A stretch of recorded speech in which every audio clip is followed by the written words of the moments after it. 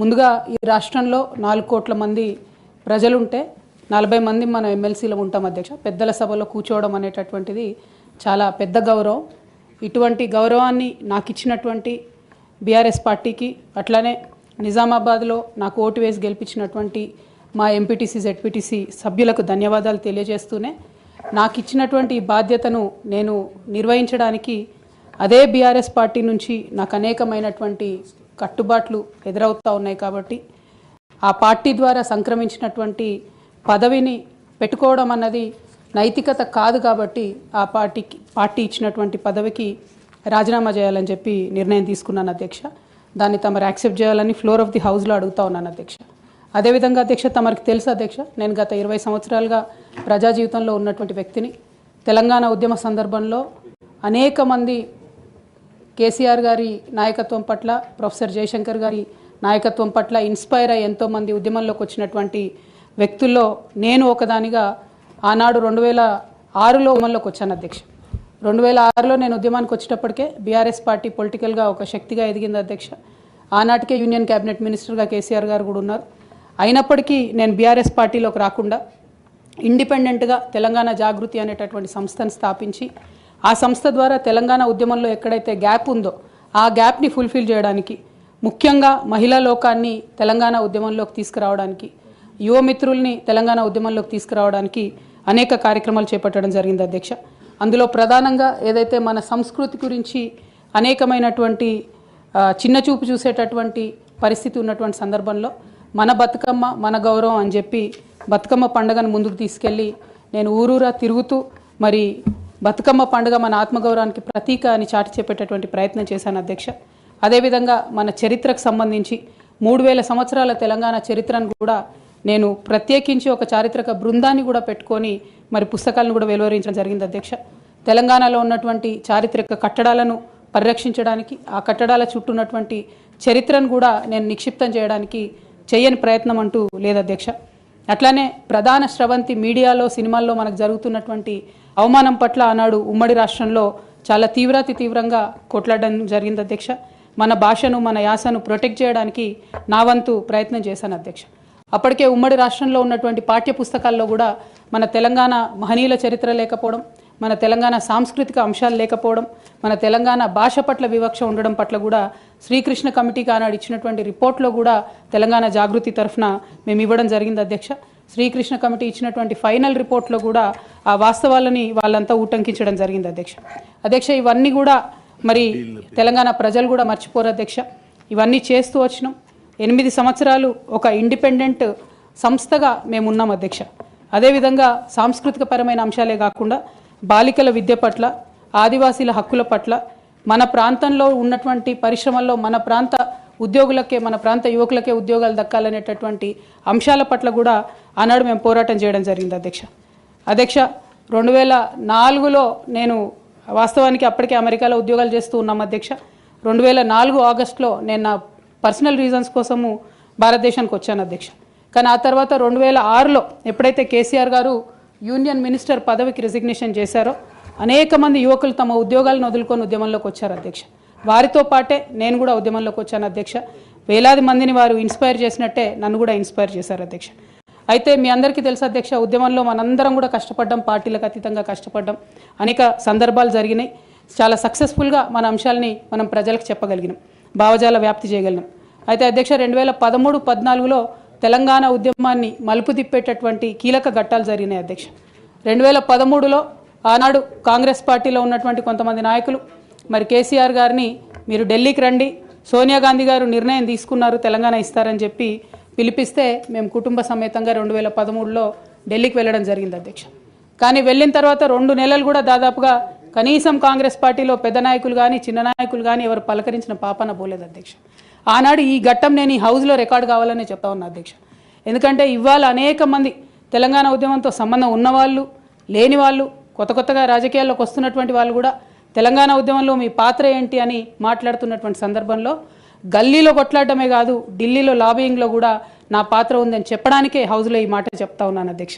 అయితే 2013 అధ్యక్ష July August టైంలో మరి అక్కడే ఉన్నాము, ఎక్కడ కూడా కదలిక లేదు. అటువంటి సందర్భంలో ఆనాడు మేడం సోనియా గాంధీ గారు ఎవరైతే ఈ కీలకమైన నిర్ణయం తీసుకోవాలో వారికి సంబంధించి ముఖ్య అనుచరుడుగా ఆస్కర్ ఫెర్నాండెస్ గారు ఉండేవారు అధ్యక్ష. తమరందరికీ తెలిసి ఇప్పుడు లేరు వారు పెద్దవారు. అయితే వారితో నాకున్నటువంటి సొంత పరిచయాలతోని వారికి కేసీఆర్ గారికి సపరేట్గా నేను ఒక మీటింగ్ పెట్టించడం జరిగింది అధ్యక్ష. ఇదంతా in the interest of the state formation అధ్యక్ష. ఆ తర్వాత సోనియా గాంధీ గారు ఇంటర్ఫియర్ అయ్యి ఒకటే రోజులో అధ్యక్ష 7 నుంచి 8 సార్లు కమ్యూనికేట్ అయ్యి మాట్లాడి ఆ తర్వాత తెలంగాణ సాధన అనేటటువంటి అంశం ముందుకెళ్ళింది అధ్యక్ష. ఆ విషయం తమరికి కూడా తెలుసు అధ్యక్ష. 2013 ఆగస్టు సెప్టెంబర్ నుంచి మొదలు పెడితే 2014లో తెలంగాణ బిల్లు పాస్ అయ్యేంత వరకు కూడా మనందరం కూడా నిప్పుల కుంపటి మీద కూర్చున్నాం అధ్యక్ష. ఏ క్షణంలో ఏ ఆంధ్ర లాబీస్ట్లో వచ్చి ఇది చెడగొడతారో, ఏ క్షణంలో తెలంగాణ రాకుండా పోతుందో అని అందరం కూడా ఏమంటారు దీపపు చుట్టూ చేయబెట్టిన కాపాడుకున్నట్టు మనందరం కూడా ప్రయత్నం చేసినాం అధ్యక్ష. అందులో నా పాత్ర కూడా కొంత ఉంది అని చెప్పడానికే ఈ విషయాన్ని నేను చెప్తా ఉన్నాను అధ్యక్ష. ఆ తదనంతర పరిణామాల్లో 2 సభల్లో కూడా మరి తెలంగాణ బిల్లు పాస్ అయింది. తర్వాత టీఆర్ఎస్ అప్పుడు టీఆర్ఎస్ ఉన్నటువంటిది కాంగ్రెస్లో మర్జ్ అవ్వాలనేటటువంటి ఒక పొలిటికల్ డెసిషన్ జరుగుతున్న సందర్భం అధ్యక్ష. అయితే మర్జ్ అవ్వలేదు అధ్యక్ష. అప్పుడు మర్జ్ అవ్వకపోతే ఏమైంది, ఇండిపెండెంట్గా టీఆర్ఎస్ ఇక్కడ పోటీ చేయాల్సిన పరిస్థితి వచ్చింది. వాస్తవానికి అధ్యక్ష ఏ మహిళ అయినా కూడా ఒక కెరీర్ ఎంచుకునే ముందు, ఒక ఉద్యోగం చేసే ముందు తన కుటుంబం ఏంటి, కుటుంబ పరిస్థితి ఏంటి, రేపు పొద్దున్న నేను ఉద్యోగం చేస్తే నా పిల్లలకు సమయం ఇవ్వగలుగుతానా, కుటుంబ వ్యవహారాలకు సమయం ఇవ్వగలుగుతానా అని ఆలోచించుకుంటారు అధ్యక్ష. నేను కూడా ఉద్యమంలోకి వచ్చే ముందు 3 నుంచి 4 నెలలు చాలా సుదీర్ఘంగా ఆలోచించి నా జీవిత భాగస్వామితో చర్చించిన తర్వాతనే నేను ఉద్యమంలోకి రావడం జరిగింది అధ్యక్ష. అయితే ఈ విషయం ఇప్పుడు ఎందుకు చెప్పాల్సి వస్తుందంటే అధ్యక్ష, నేను ఎప్పుడైనా కూడా మన తెలంగాణ నుంచి ఒక ఇంటర్నేషనల్ స్థాయి ఎన్జిఓ నడపాలనుకున్నాను అధ్యక్ష. నేను పాలిటిక్స్లోకి వస్తానని అనుకోలేదు.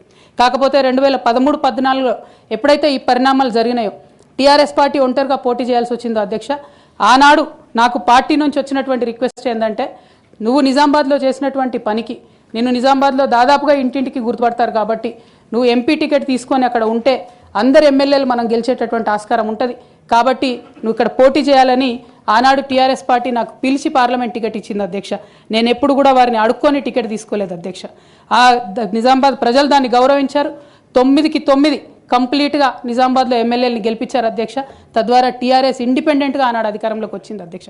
అందరం సంతోషపడ్డాం అధ్యక్ష.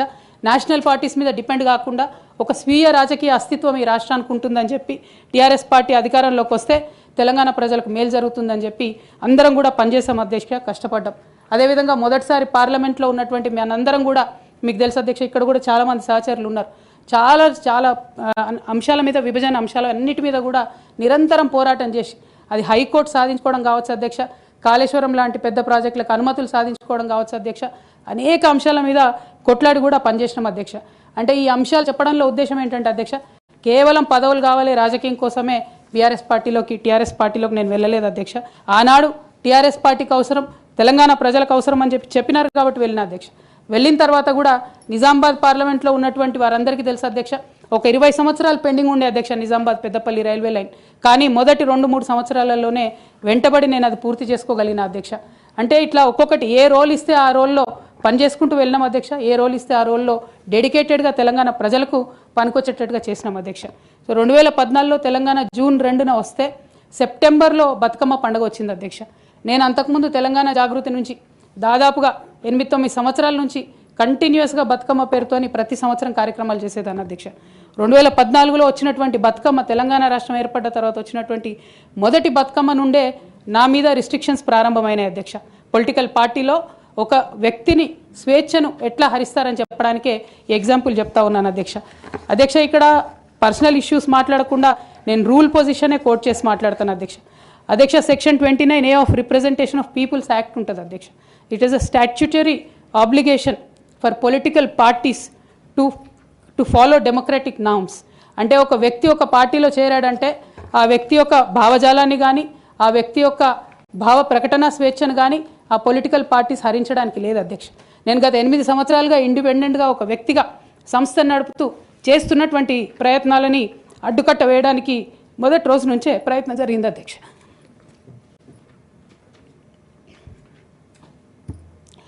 కానీ ఎక్కడ కూడా నేను తెలంగాణ బిడ్డలని, తెలంగాణ ప్రజల్ని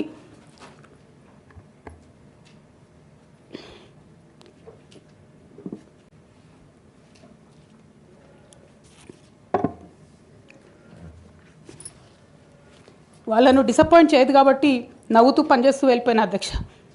ఇప్పుడు నా దగ్గరికి ఎప్పుడు పెద్దవాళ్ళు, పైరవికారులు, కాంట్రాక్టర్లు ఎవరు రాలేదు అధ్యక్ష. నేను ఎప్పుడు కూడా పేద ప్రజల మధ్యలోనే ఉండి పనిచేస్తున్నాను అధ్యక్ష. నా దగ్గరకు వచ్చినటువంటి బీడీ కార్మికులు కావచ్చు, బీడీ టేకేదారులు కావచ్చు, అంగన్వాడీ టీచర్లు కావచ్చు, ఆశా వర్కర్లు కావచ్చు, ఐకేపీ ఎంప్లాయీస్ కావచ్చు అధ్యక్ష, అదేవిధంగా జిహెచ్ఎంసీ కార్మికులు కావచ్చు అధ్యక్ష, టీచర్లు కావచ్చు అధ్యక్ష, నిరుద్యోగులు కావచ్చు, ఆడబిడ్డలు కావచ్చు, సింగరేణి ఉద్యోగులు కావచ్చు, కరెంట్ ఎంప్లాయీస్ కావచ్చు, ఎవరు వచ్చినా అధ్యక్ష నేను కాదనకుండా నాకెంత వీలైతే అంత పనిచేసి పెట్టేటటువంటి ప్రయత్నం చేసిన అధ్యక్ష. అయినా సరే అధ్యక్ష, పార్టీ మౌత్ పీసులుగా ఉండేటటువంటి పార్టీ పేపర్లు, పార్టీ ఛానళ్ళు ఏ ఒక్కరు కూడా ఎన్నడూ కూడా మద్దతు ఇవ్వలేదు అధ్యక్ష. అయినా సరే ధైర్యం వదులుకోకుండా మొక్కువని ప్రయత్నంగా నేను ప్రయత్నం చేస్తూనే వెళ్ళాను అధ్యక్ష. అధ్యక్ష, తెలంగాణ రాకముందు, బీఆర్ఎస్ ప్రభుత్వం ఏర్పడకముందు ఒక మాట అనుకున్నాం అధ్యక్ష. కేసీఆర్ గారే పదే పదే ఈ మాట చెప్పారు.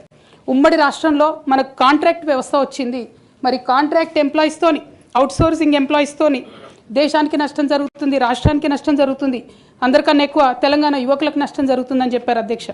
ఆనాడు వారు సరదాగా ఒక మాట అనేవాళ్ళు, అందరికీ కాంట్రాక్ట్ పోస్ట్ ఉంది, మరి ముఖ్యమంత్రికి కూడా కాంట్రాక్ట్ పోస్ట్ ఉంటుందా అని చెప్పి ప్రశ్నించేవారు అధ్యక్ష.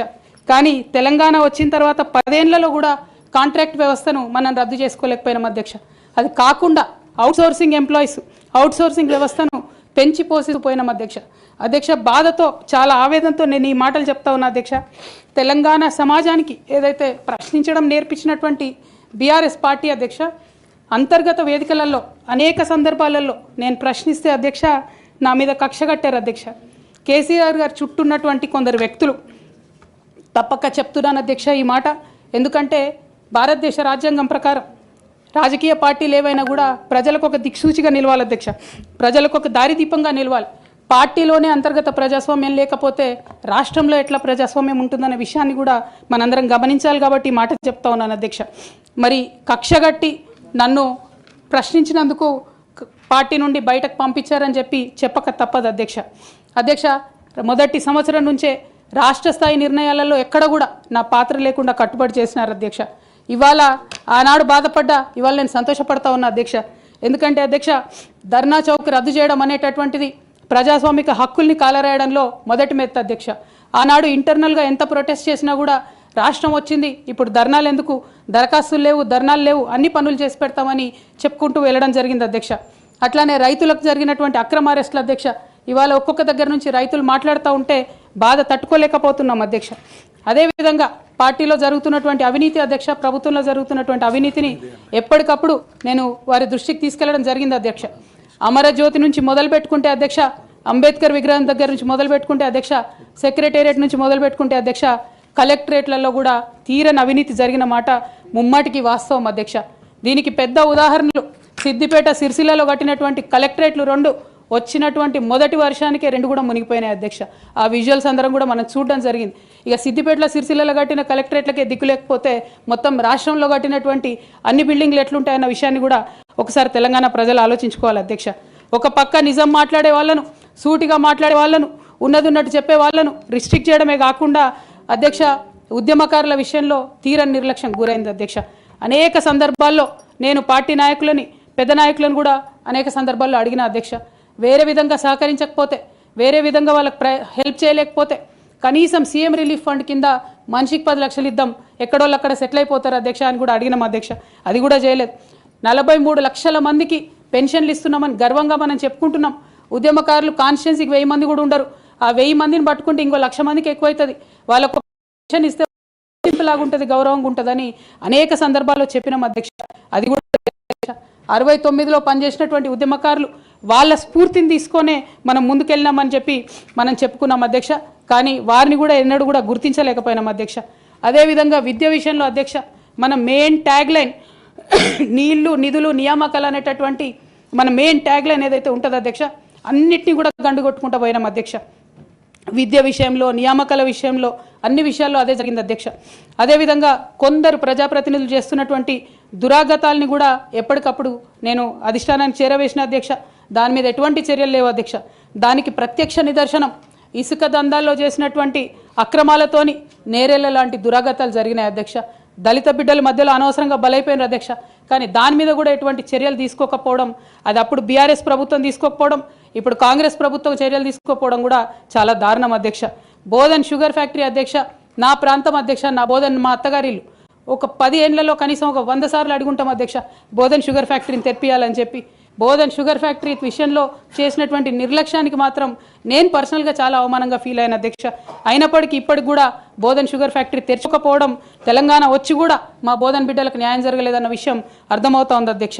అదేవిధంగా అధ్యక్ష, కేసీఆర్ గారి దగ్గర మాట్లాడే ధైర్యం నాకు ఒక్కదానికే ఉంది కాబట్టి అధ్యక్ష ఈ అన్ని అంశాలు నేను ఎప్పటికప్పుడు అడుగుతూ వెళ్ళినా అధ్యక్ష. సరే, పర్సనల్గా వారు నాకు తండ్రి, పార్టీ అధ్యక్షులు, ఒక 2 విషయాలు చేసినా ఒక 2 విషయాలు చేయకపోయినా నడుస్తుంటుంది పార్టీ అన్నప్పుడు. ఇంత పెద్ద వ్యవస్థ ఉంటే అనుకోవచ్చు అధ్యక్ష. కానీ కింద ఉండేటటువంటి అనేక వ్యక్తులు కంటిన్యూస్గా దురాకతలు చేస్తుంటే కూడా మరి చూసుకోకపోతే కరెక్ట్ కాదు అధ్యక్ష. అదేవిధంగా టీఆర్ఎస్ నుండి బీఆర్ఎస్గా మారుస్తామనేటటువంటి ఒక కీలకమైన నిర్ణయం తీసుకోవడం జరిగింది అధ్యక్ష. ఆనాడు కూడా ఆ మీటింగ్ నేను అటెండ్ అవ్వలేదు అధ్యక్ష. నేను ఒప్పుకోలేదు, ఈ పేరు మార్పుకు ఒప్పుకోలేదు, నేషనల్ పాలిటిక్స్లోకి వెళ్ళడం కూడా నేను ఒప్పుకోలేదు అధ్యక్ష. అంటే ఒక మాట అధ్యక్ష, ఇట్లాంటి హౌస్లో చెప్పొచ్చో లేదో కానీ తెలంగాణలో ఏం పీక్ కట్టలు కట్టినామని నేషనల్కి పోయి చేస్తాం అధ్యక్ష. మనం ఎన్ని పనులు మిగిలినాయి అధ్యక్ష తెలంగాణలో చేయాల్సినాయి? 2 పెద్ద రివర్స్లో, ఒక పక్క గోదావరి, ఇంకో పక్క కృష్ణ, 1,89,000 కోట్లు ఖర్చు పెట్టినాం అధ్యక్ష. కొత్తగా ఇచ్చిన ఆయకట్టు ఎంత అంటే 14 లక్షల ఎకరాలు అధ్యక్ష. 1,89,000 కోట్లు అంటే ఎంత అధ్యక్ష? 1,00,000 కోట్లు ఖర్చు పెడితే 20 లక్షల మంది పేద ప్రజలకు ఇంటికి 5 లక్షలు వేసుకున్నా 20 లక్షల మందికి పేద ప్రజలకు ఇల్లు ఇవ్వచ్చు అధ్యక్ష మనం. కానీ 1,89,000 ఖర్చు పెడితే అధ్యక్ష జరిగింది ఎవరికి, ఒరిగింది ఎవరికి అంటే ఒక వ్యక్తి 1989లో కంపెనీ పెట్టుకున్న ఆయన మన తెలంగాణ వచ్చిన తర్వాత ఫోర్బ్స్ జాబితా ఉంటుంది అధ్యక్ష. దాంట్లో 45వ స్థానం ఒక కాంట్రాక్టర్ దక్కించుకున్నాడు అధ్యక్ష. అంతకుమించి జరిగింది ఎవరికి ఏం లేదు అధ్యక్ష. ఇండ్లు లేని పేద ప్రజలకు ఇండ్లు రాలే అధ్యక్ష. కానీ ఆ కంపెనీకి మాత్రం 1,02,666 కోట్ల విలువైన ప్రాజెక్టులు ఒకటే కంపెనీకి పోయింది అధ్యక్ష. ఇది ప్రైవేట్ విషయం అని అనిపించవచ్చు అధ్యక్ష. కానీ తెలంగాణ రాష్ట్రం తెచ్చుకున్నదే ట్రాన్స్పరెన్సీ కోసం, తెలంగాణ రాష్ట్రం తెచ్చుకున్నదే అకౌంటబిలిటీ కోసం, తెలంగాణ రాష్ట్రం తెచ్చుకున్నదే ఇండిపెండెన్స్ కోసం. ఇవేవి లేనటువంటి తెలంగాణ రాష్ట్రాన్ని మనం ఊహించని కూడా ఊహించలేము అధ్యక్ష. చూసుకుంటూ ఊరుకోవడం కూడా సరికాదు అధ్యక్ష. అదేవిధంగా అధ్యక్ష, ఇంకో పక్క తెలంగాణను పదే మోసం చేస్తున్నటువంటి భారతీయ జనతా పార్టీ అధ్యక్ష ఒక్క ప్రాజెక్ట్ కూడా నేషనల్ ప్రాజెక్ట్ హోదా ఇయ్యలేదు అధ్యక్ష. ఒక్కటంటే ఒక్కటి కూడా విభజన హామీలు అమలు చేయలేదు అధ్యక్ష. ఐఐటిఆర్ లాంటి సంస్థ మన దగ్గర వస్తే ఎంతోమంది యువకులకు ఉద్యోగాలు వచ్చాయి అధ్యక్ష. అవి పర్సనల్గా ఇవ్వకుండా ఆపారు అధ్యక్ష. అనేక కంపెనీలకు అయితే మీరు మహారాష్ట్ర బోండి, గుజరాత్ బోండి అని చెప్పి భారతీయ జనతా పార్టీ పెద్ద నాయకులు చెప్పి ఇక్కడ యువకులకు అన్యాయం చేశారు అధ్యక్ష. భారతీయ జనతా పార్టీ మీద ఎడతెగని పోరాటం నేను చేశాను అధ్యక్ష. అది పార్లమెంట్లో మాట్లాడడం కావచ్చు, బయట మాట్లాడడం కావచ్చు, అనేక అంశాల మీద కొట్లాడడం కావచ్చు అధ్యక్ష. ఇంత చేస్తే కేసీఆర్ గారి మీద కక్షతో అధ్యక్ష ఆఖరికి నన్ను జైల్లో కూడా పెట్టడం జరిగింది అధ్యక్ష. అయినప్పటికీ ఏనాడు మా పార్టీ నాకు అండగా నిలబడలేదు అధ్యక్ష. 3 సంవత్సరాలు నేను ఒక్కదాన్నే ఈడీతోని, సిబిఐతోని అనేక అంశాల్లో కొట్లాడుకున్న తప్పితే ఎక్కడ కూడా పార్టీ అండగా నిలబడలేదు అధ్యక్ష. ఇది ఎందుకు చెప్తా ఉన్నా అంటే అధ్యక్ష, ఒక పార్టీ అంటే ఒక సంఘం అధ్యక్ష. ఒక సంఘం అంటే ఒకే భావజాలంతో కలిసి పనిచేసే వ్యక్తులు అధ్యక్ష. ఒకడు గాయపడి పడిపోతే వాడిని ఎత్తుకొని పోతారు అధ్యక్ష, భుజాల మీద తీసుకొని పోతారు అధ్యక్ష. లేదు నువ్వు మా భావజాలంతో కరెక్ట్గా లేవంటే తీసి ఆనాడే అవతల పడేయాలి అధ్యక్ష. అట్లా కాకుండా అదే పార్టీలో కొనసాగాలి, కానీ పార్టీ మీకు అండగా నిలబడదు అనేటటువంటిది కరెక్ట్ కాదు అధ్యక్ష. ఇది డెమోక్రటిక్ సిస్టంలో కాన్స్టిట్యూషన్ స్పిరిట్ని తీసుకొని పనిచేసేటటువంటి పొలిటికల్ పార్టీస్ బిహేవ్ చేయాల్సినటువంటి పద్ధతి కాదు అధ్యక్ష. ఇవన్నీ ఇట్లా జరుగుతూ వస్తున్నటువంటి క్రమంలో బీఆర్ఎస్ పార్టీ అధికారం కోల్పోయింది అధ్యక్ష. అధికారం కోల్పోయిన తర్వాత కాంగ్రెస్ పార్టీ వచ్చి ఒక ఎంక్వైరీ చేసింది అధ్యక్ష, ఘోష్ కమిటీ అని. బీఆర్ఎస్ పార్టీలో ఉన్నటువంటి ఏ పెద్ద నాయకుడు కూడా మాట్లాడాడు అధ్యక్ష. కేసీఆర్ గారు అంటే ఎవరు మాట్లాడారు? అదే కేటీఆర్ గారినో హరీష్ రావు గారినో అంటే అందరు లేచి నిల్చొని మాట్లాడతారు అధ్యక్ష. నేను ఒకటే అంటే అధ్యక్ష, ఒక నాయకుడిని నమ్ముకొని ప్రాంతీయ పార్టీ అంటే ఏంది అధ్యక్ష? ఒక నాయకుడు అధ్యక్ష. ఆ నాయకుడు ఆయన భావజాలం, ఆయన ఐడియాలజీ మీద నడిచేదే ప్రాంతీయ పార్టీ. అది ఎన్టీఆర్ గారు పెట్టిన పార్టీ కావచ్చు, కేసీఆర్ గారు పెట్టిన పార్టీ కావచ్చు. ఆ పార్టీ నాయకుడికే దెబ్బ తగిలితే, ఆ పార్టీ నాయకుడి మీదకే మచ్చ వస్తే పార్టీ మనుగడకే అర్థం ఉండదనేటటువంటి ఉద్దేశంతో ఘోష్ కమిటీ అప్పుడు కూడా నేను ఒక్కదాన్నే జాగృతితోని ధర్నా చేసిన అధ్యక్ష. ఏ ఒక్కరు మాట్లాడరు అధ్యక్ష. ఆ తర్వాత అర్ధరాత్రి 2 గంటలకు కాంగ్రెస్ ప్రభుత్వం అసెంబ్లీలో సిబిఐ ఎంక్వైరీకి ఇస్తామంటే కూడా తెల్లారి 12, 1 గంటలు, 2 గంటల వరకు కూడా మా బీఆర్ఎస్ పార్టీలో ఒక్క పెద్ద నాయకుడు కూడా మాట్లాడాడు అధ్యక్ష. కేసీఆర్ గారిని ఏమన్నా మాట్లాడరు అధ్యక్ష. మరి అట్లాంటి పార్టీ ఎందుకు ఉండాలి, ఉంటే ఏంది పోతే ఏందని నేను ప్రెస్ మీట్ పెట్టి బలంగా మాట్లాడిన అధ్యక్ష. నేను మాట్లాడలేదని నేను అంటలేను అధ్యక్ష. డెఫినెట్గా అవినీతి పరుల పేరు చెప్పిన. నేను హరీష్ రావు గారి పేరు చెప్పిన, వారి టీంలో ఉన్న అందరి సభ్యుల పేరు చెప్పిన అధ్యక్ష, ఇప్పుడు కూడా చెప్తాను అధ్యక్ష. కానీ అధ్యక్ష చెప్పిన తర్వాత తెల్లారి 2 గంటల లోపల నన్ను సస్పెండ్ చేసిండ్రు అధ్యక్ష. నేను ఒకటే కోరుతా ఉన్నా అధ్యక్ష, ఇందాక నేనైతే representation of peoples act quote చేసినాను అధ్యక్ష. అందులో సెక్షన్ 19.1C అని కూడా ఉంటుంది అధ్యక్ష. ఇది రైట్ టు అసోసియేషన్లో అధ్యక్ష ఆర్టికల్ 19.1C. అంటే ఒక అసోసియేషన్లో మనం మెంబర్ అయినంత మాత్రాన ఖచ్చితంగా ఆ party membership does not place an individual out side the constitution అధ్యక్ష, especially when it concerns the allegation of corruption, maladministration and breach of public trust lies at the core of protected political speech అధ్యక్ష. Political speech has to be protected by Constitution of India అధ్యక్ష. అదే విధంగా అధ్యక్ష disciplinary action committee అన్నారు అధ్యక్ష. అధ్యక్ష అసలు BRS party constitution అధ్యక్ష ఒక నేషనల్ లెవెల్లో పనిచేయాలనుకునే పార్టీది 8 పేజీల కాన్స్టిట్యూషన్ అధ్యక్ష. అధ్యక్ష నిజంగా ఇవాళ నేను ధైర్యంగా చెప్తా ఉన్నా, ఆ constitution of BRS party is a joke అధ్యక్ష. ఏమి ఉండదు అందులో. అసలు పోయిన కమిటీ ఎప్పుడు వేసిర్రంటే ఎవరికి కూడా గుర్తుండదు అధ్యక్ష. నన్ను సస్పెండ్ చేసే ముందు డిసిప్లినరీ యాక్షన్ కమిటీ అని సడన్గా రాత్రికి రాత్రి పుట్టుకొచ్చింది అధ్యక్ష. పుట్టుకొచ్చి నన్ను సస్పెండ్ చేశారు అధ్యక్ష. కనీసం నన్ను పిలవాలా, కనీసం షోకాజ్ నోటీస్ ఇవ్వాలా, పోనీ ఇవ్వలేదు. ఎమర్జెన్సీ పవర్స్ వాడి అధ్యక్షుల వారే సస్పెండ్ చేశారు అనుకుంటే తర్వాత కనీసం ఫైనాలిటీ ఆఫ్ ద ఆర్డర్ కోసం అధ్యక్ష అపిలేట్ రూట్ తీసుకుంటే కనీసం తర్వాత ఎక్స్ప్లెనేషన్ అడగాలి అధ్యక్ష. ఎటువంటి పద్ధతి లేదు అధ్యక్ష. ఒక పార్టీ నడిపే పద్ధతి డెఫినెట్గా ఇది కాదు అధ్యక్ష. అవసరం అనుకుంటే నేను లీగల్గా ఛాలెంజ్ చేయొచ్చు, కానీ నేను ఛాలెంజ్ చేయను అధ్యక్ష. ఎందుకంటే ఎటువంటి పద్ధతి లేనటువంటి బీఆర్ఎస్ పార్టీ నుండి, ఎటువంటి నైతికత లేనటువంటి బీఆర్ఎస్ పార్టీ నుండి దూరం అవుతున్నందుకు ఇవాళ నేను చాలా సంతోషిస్తున్నా అధ్యక్ష. నా కుటుంబం, నా పార్టీ, నా రక్తం, నా చెమట, నేను 20 సంవత్సరాలు తెలంగాణ ఉద్యమం కోసం నేను పడ్డటువంటి శ్రమ, నేను చేసినటువంటి కష్టం గుర్తించకుండా ఒక చిన్న ఉరి తీసేవాడిని కూడా అడుగుతారు అధ్యక్ష. ఈ దేశంలో అంత మంచి దేశం మనది, అయినా కూడా సస్పెండ్ చేశారంటే చాలా సంతోషిస్తున్నా అధ్యక్ష. ఇవాళ నేను వేరే ఏం లేదు. అయితే కాంగ్రెస్ పార్టీ అధ్యక్ష నా సస్పెన్షన్ని పొలిటికల్గా వాడుకోవాలని ఈ బీఆర్ఎస్ పార్టీలో వచ్చినటువంటి చీలికలను చాలా పెద్ద ఎత్తున వాళ్ళు ప్రమోట్ చేస్తూ ఉన్నారు అధ్యక్ష. ప్రత్యేకించి వారు నాపై చేస్తున్న ఆరోపణ అధ్యక్ష, ఇది ఆస్తుల పంచాయతీ, ఆత్మగౌరవం పంచాయతీ కాదని చెప్తా ఉన్నారు అధ్యక్ష. నేను ఇవాళ మీ ద్వారా తెలంగాణ ప్రజలకు చెప్పదలుచుకున్న అధ్యక్ష. అధ్యక్ష నాకు దైవభీతి ఎక్కువ అధ్యక్ష, దైవ భక్తురాలు నేను. లక్ష్మీ నరసింహస్వామి మా ఇంటి దేవుడు అధ్యక్ష. ఆ లక్ష్మీ నరసింహస్వామి మీద ప్రమాణం చేసి చెప్తా ఉన్నా అధ్యక్ష. ఒక మహిళగా నాకు 2 కొడుకులు ఉన్నారు అధ్యక్ష, వాళ్ళిద్దరి మీద ప్రమాణం చేసి చెప్తా ఉన్నాను, నాది ఆస్తుల పంచాయతీ కాదు అధ్యక్ష, నాది ఆత్మగౌరవం పంచాయతీ. నేను ఏ విషయమైనా, ఉద్యమకారుల విషయమైనా, బీసీల విషయమైనా, మహిళల విషయమైనా ఏదైనా నిలదీసి అడిగినా అధ్యక్ష, రేపు కూడా అడుగుతా అధ్యక్ష. అందులో ఎట్టి పరిస్థితులలో కాంప్రమైజ్ అయ్యే విషయమే లేదు అధ్యక్ష. ఈ సందర్భంగా తమరికి కూడా నేను ఒక మాట చెప్తా ఉన్నా అధ్యక్ష. మన రాష్ట్రంలో 17 లోక్సభ స్థానాలు ఉంటాయి అధ్యక్ష, ఒకటే ఒక ఉమెన్ ఎంపీ అధ్యక్ష. 119 అసెంబ్లీ సీట్లు ఉంటాయి అధ్యక్ష. అన్ని పార్టీలు కలిపి 8 మంది ఉన్నారు అధ్యక్ష మహిళలు. 40 మంది ఉన్న ఈ శాసన మండలిలో 3 ఉన్నాం అధ్యక్ష లేడీస్. మేము ఇక నేను పోతే 2 మిగులుతారు అధ్యక్ష. కానీ ఎంత అన్యాయం అంటే అధ్యక్ష, ఎంత చిన్న చూపు అంటే మహిళలు అంటే పొలిటికల్ పార్టీస్కైనా ఆఖరికి కౌన్సిల్ కూడా అధ్యక్ష. నేను నిన్న మొన్న ఫామ్స్ సైన్ చేస్తున్నా అధ్యక్ష, ఎక్కడా కూడా సభ్యురాలని లేదు అధ్యక్ష. ప్రతి చోట కూడా సభ్యుడనే ఉన్నది. తమరన్న దయచేసి మార్చాలి అధ్యక్ష. ఈ మొత్తం 4 కోట్ల మంది ప్రజల్లో అధ్యక్ష మహిళల యొక్క పర్సెంటేజ్ అధ్యక్ష మన రాష్ట్రంలో ఇంత అధ్యక్ష, 0.00003% అధ్యక్ష. ఇది మాకుండే రాజకీయమైనటువంటి రిప్రజెంటేషన్ అధ్యక్ష. రాజకీయంగా ప్రజల మధ్యలో కానీ పార్టీల మధ్యలో కానీ మాకున్నటువంటి రిప్రజెంటేషన్తో మేము ఆడవాళ్ళ కష్టాలు ఎవరికి చెప్పాలి అధ్యక్ష. ఒకనాడు కేసీఆర్ గారు అన్నారు అధ్యక్ష, ఈ దేశ రాజ్యాంగాన్ని మార్చాలి, మహిళలకు సమాన హక్కులు కావాలని. నేను అడుగుతా ఉన్నా అధ్యక్ష, పార్టీలు రాజ్యాంగాలు మార్చుకోవాలి అధ్యక్ష. ఇవ్వండి మహిళలకు సీటు. మీరు ఎంకరేజ్ చేయకపోతే ఎవరు ఇస్తారు అధ్యక్ష? ఎందుకోసం ఇస్తారు? మనం రాణి రుద్రమదేవి గురించి ఇలా మాట్లాడుకుంటున్నామంటే డెఫినెట్గా ఆమె స్వతంత్ర సంగ్రామంలో ఉన్నప్పుడు అధ్యక్ష మొదలు కాంగ్రెస్ పార్టీలోనే ఉండే అధ్యక్ష, భగత్ సింగ్ కానీ సుభాష్ చంద్రబోస్ కానీ ఇట్లాంటి వాళ్ళందరూ. కానీ తర్వాత వాళ్ళ ఫిలాసఫీ వెతుక్కొని వాళ్ళ దారి వాళ్ళు వెతుక్కొని పోయినారు అధ్యక్ష. పార్టీలు వేరైనంత మాత్రాన, దారులు వేరైనంత మాత్రాన అధ్యక్ష లక్ష్యం ఒకటే కాదని కాదు అధ్యక్ష. నా లక్ష్యం ఎప్పటికైనా ఒకటే అధ్యక్ష, తెలంగాణ బాగుండాలి, తెలంగాణ ప్రజలు బాగుండాలి, వాళ్ళ కోసం పనిచేయాలి అధ్యక్ష. దానికోసం నేను ఖచ్చితంగా పనిచేస్తూనే ఉంటాను అధ్యక్ష. అదేవిధంగా అధ్యక్ష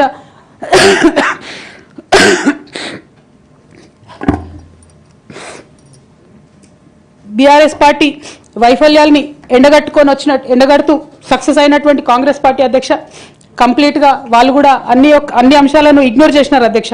నేను రిక్వెస్ట్ చేస్తున్నా అధ్యక్ష, ప్రధానంగా విద్య విషయంలో, నీళ్ల విషయంలో వాళ్ళు చేస్తున్నటువంటి తప్పిదాలే మీరు కొనసాగిస్తే డెఫినెట్గా ప్రజలు మీకు బుద్ధి చెప్తారు, అందులో ఎటువంటి అనుమానం లేదు. నేను చివరిగా ఒక్క మాట చెప్తాను అధ్యక్ష, डरना नहीं किसी के भी पैरों के नाप से, डरना नहीं किसी के भी पैरों के नाप से, आखिर में पुण्य जीत ही जाएगा पाप से, आखिर में पुण्य जीत ही जाएगा पाप से। गीता में कृष्ण ने कहा अर्जुन से बस यही, गीता में कृष्ण ने कहा अर्जुन से बस यही, आखिर में पुण्य जीत ही जाएगा पाप से। అధ్యక్ష నేను నిజం పక్షాన ఉన్నాను అధ్యక్ష, అధ్యక్ష నేను నైతికత పక్షాన ఉన్నాను అధ్యక్ష. నేనేమి తప్పు చేయకుండా పార్టీలో కొంతమంది కక్షగట్టి మహిళా నాయకత్వం ఎదగకుండా పార్టీలో కొంతమంది కక్షగట్టి అధ్యక్ష ఎక్కడైతే ఉద్యమకారుల మాటలు కేసీఆర్ గారికి చేరుతాయో, ఎక్కడైతే సామాన్య కార్యకర్తల మాటలు కేసీఆర్ గారికి చేరుతాయో, ఎక్కడైతే పేదవాళ్ళ మాటలు కేసీఆర్ గారికి చేరుతాయి అనుకున్నారు అధ్యక్ష, వాళ్ళకు అడ్డు కూడా గట్టి ఇవాళ నన్ను పార్టీ బయట వేసినారు అధ్యక్ష. అటువంటి పార్టీలో నేను ఉండదలుచుకోలేదు అధ్యక్ష. కాకపోతే మీతో నేను రిక్వెస్ట్ చేస్తా ఉన్నా అధ్యక్ష, ఏ పొలిటికల్ పార్టీ అయినా అధ్యక్ష రాజ్యాంగాన్ని స్ఫూర్తిగా తీసుకొని పనిచేయాలి అధ్యక్ష. బీఆర్ఎస్ పార్టీ ఆ స్ఫూర్తితో లేదు అధ్యక్ష. కాబట్టి నేను ఈ రాష్ట్రంలో మహిళలకు కొంత ఇన్స్పిరేషన్ ఇవ్వడానికి అధ్యక్ష, ప్రజలకు ఓవరాల్గా సేవ చేయడానికి అధ్యక్ష, ఇప్పుడు కాంగ్రెస్ పార్టీ చేస్తున్న విధానాలకు ప్రధాన ప్రతిపక్షం అధ్యక్ష ఇవాళ లేనేలేదు హౌస్లో, నిన్న మొన్న అసెంబ్లీ నడిచింది అక్కడ లేనేలేదు అధ్యక్ష. ఆ యొక్క గ్యాప్ని ఫిల్ఫిల్ చేయడానికి అధ్యక్ష నేను ఇవాళ ఒక వ్యక్తిగా ఈ హౌస్లోకి వెళ్ళిపోతున్నా అధ్యక్ష. కానీ నేను ఒక శక్తిగా ఫ్యూచర్లో చట్టసభలకు తిరిగి వస్తా అధ్యక్ష. డెఫినెట్గా ఒక పొలిటికల్ సిస్టమ్ని క్రియేట్ చేస్తా అధ్యక్ష ఈ స్టేట్లో, చేసి ఖచ్చితంగా ఒక శక్తిగా నేను తిరిగి వస్తాను అధ్యక్ష.